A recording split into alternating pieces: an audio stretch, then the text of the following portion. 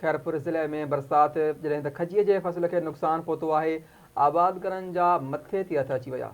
खैरपुर, बबरलोई, ठेड़ी, टुंडमस्ती, पीर जो ॻोठ, गंबठ ऐं ॿियनि इलाइक़नि में बरसात जारी आहे। पीर जो ॻोठ ऐं भरपासे में 3 ॾींहनि खां वक़्फ़े सां हलंदड़ बरसात तबाही मचाए छॾी। पाणी शहर, दुकाननि ऐं घरनि में दाख़िल थी पियो आहे। 3 ॾींहनि खां बिजली बंदि आहे। शहरी सख़्त ॾुखियाईयुनि खे मुंहुं ॾियण लॻा आहिनि। सालार पाड़ो, कलरी पाड़ो, कोट ॾिनल शाह पाड़ो, कंगरी नाको, मोहब अली चौक, कच्ची आबादी समेत ॿियनि पाड़नि ऐं मोहल्लनि में गोॾे जिॾो पाणी भीजी वियो आहे। इंतिज़ामिया बरसाती पाणी निकाल करण लाइ के बि जोॻा इंतज़ाम न कया आहिनि।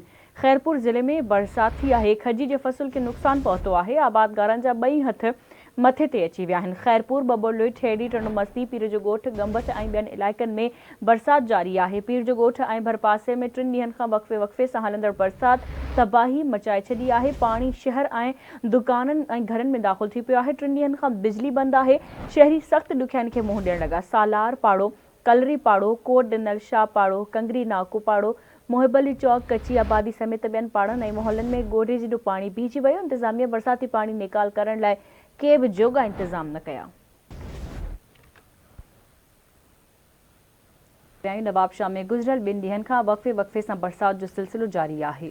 बिल्कुलु नाज़रीन, रोड रस्ता ऐं हेठां रिहायशी इलाइक़ा पाणी हेठि अची विया आहिनि। काज़ी Ahmad road, बशेरी road, सकरन road, Sanghar road ऐं सब्ज़ी मंडी रोड पाणी ॿुॾल आहिनि। Sugar mill road, Dhamra road, अस्पताल रोड, DC चौक ऐं समेत ॿिया इलाइक़ा पाणी हेठि अची विया आहिनि। इंतिज़ामिया पारां मशीनरी ज़रिए पाणी निकाल करण जो सिलसिलो बि जारी आहे।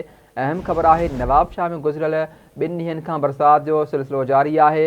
रोड रस्ता ऐं हेठां वारा रिहायशी इलाइक़ा पाणी हेठि अची विया आहिनि। काज़ी Ahmad road, बशेरी road, सकरन road, Sanghar road ऐं सब्ज़ी मंडी रोड बि पाणी ॿुॾल आहे। Sugar mill road, Dhamra road, अस्पताल रोड, DC चौक समेत ॿिया इलाइक़ा पाणी ॿुॾल आहिनि।